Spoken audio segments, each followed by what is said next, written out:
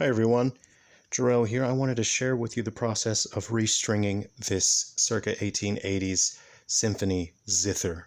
It's one of the rarest instruments I own, and it is by far the most frustrating in order to restring. So to start out with, a couple months ago, my dad helped me glue this guy back together and reinforce it as it was in pieces.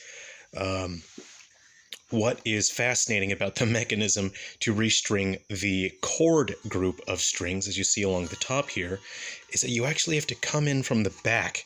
You have to punch these pegs out and then you slip the strings. So originally there would just be loops, but fortunately these sort of, they're not ball, but we'd call them ball end, but luckily they fit these rods that are along the back. So those are the chord strings. Now your melody strings, thankfully, don't have to do all that nonsense. They have these rods, pegs that stick out, and it's really just it's great that the ball ends, again, the metal ball ends on these guitar strings will fit. So I used lyre strings on the group of chords. I just bought a whole bunch of packs of lyre strings, and it was visually matching up the new strings because the original strings were on here. So I visually just matched up the strings, but I picked lighter gauge strings. And the reason why I picked lighter gauge strings is because these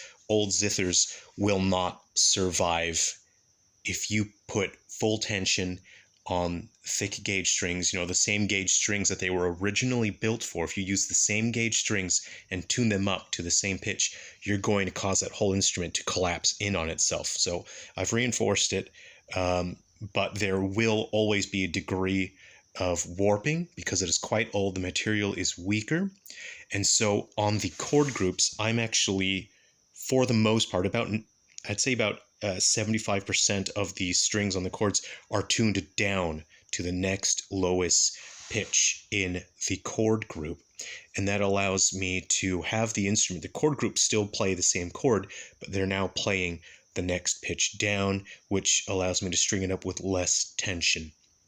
The only original strings I'm keeping are the bass strings. I've tried replacing these before with new bass strings, but they do not sound the same. I think these are some kind of piano wire or something. So I kept these on here. I've learned from previous restorations that replacing these with standard bass, acoustic bass strings will not get you the right sound. And at the moment, I don't have another option. So I'm keeping these. I've just reconditioned them.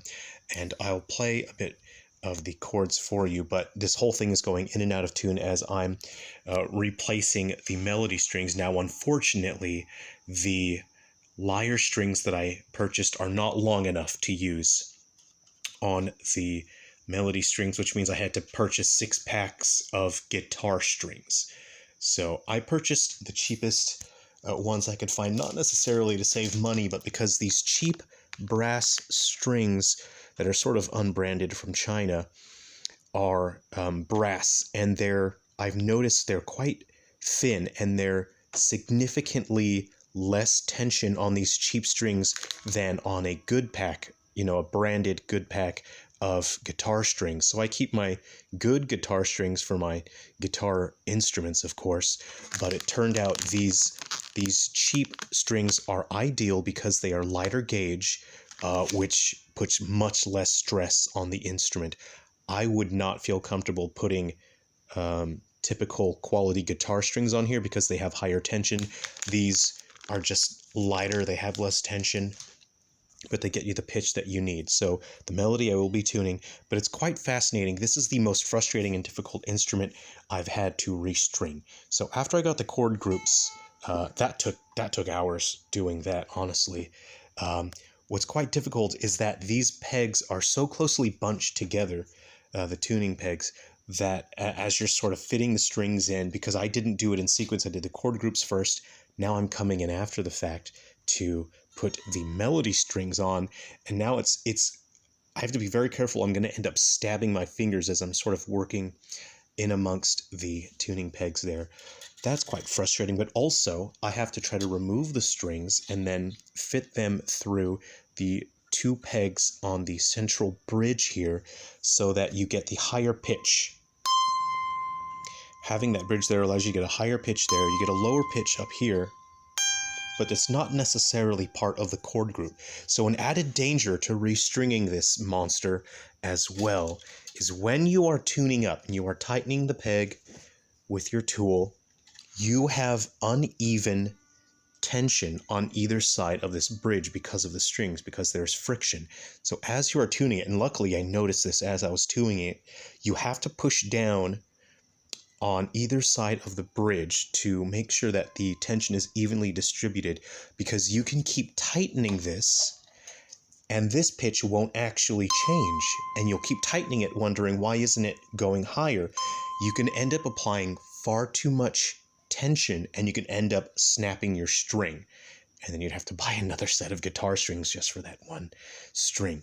So this has been frustrating. And on top of that, every single string that you tune up causes the whole instrument to warp just a little bit. And this is true with guitars and other instruments.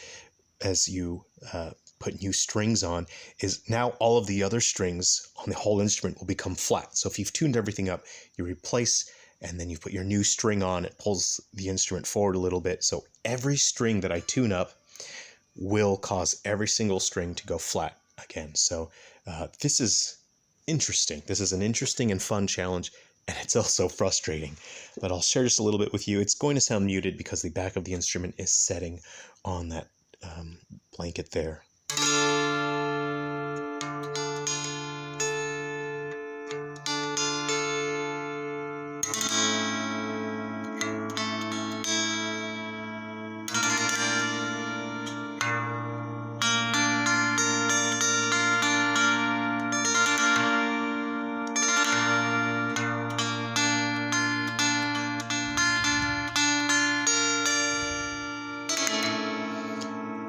So my chord groups are done, and I've been so busy with work I have not had time. So tonight I'm just taking a little bit of time off work so I can replace the melody strings. I got 3 done. It feels like it's taken forever because of all these extra challenges. I need to be careful not to snap any of the strings as I tune them up, because I bought 6 packs of guitar strings and I don't have an extra set. Well, I do have an extra set, but they're the good quality strings, and I'm not going to put those on here for reasons I've already discussed. So this is quite a beautiful instrument, and if you have any questions, please feel free to ask. If you have any experience with these as well, please share. I'd love to hear from anyone who has experience with these, because this is quite difficult to find information on these particular instruments. This one in particular I got because it was so rare, and this is the best quality one that I've seen. I've seen quite a few in online auctions. This is the best quality one that I've seen in terms of just being in condition where it's not in pieces. You can see someone in the past did a cowboy repair job and put some furniture nails on it. And I didn't want to remove that because I want to maintain the character of the instruments that I get. So I want to reinforce them, make them functional and playable so that they can survive, at least a few more decades. And they can be played and shared and enjoyed. So I hope you enjoyed having a look at that Symphony Zither. I've got many more great, fascinating, rare, interesting instruments to share with you. So I hope you enjoyed that. Take care, and y'all come home again soon.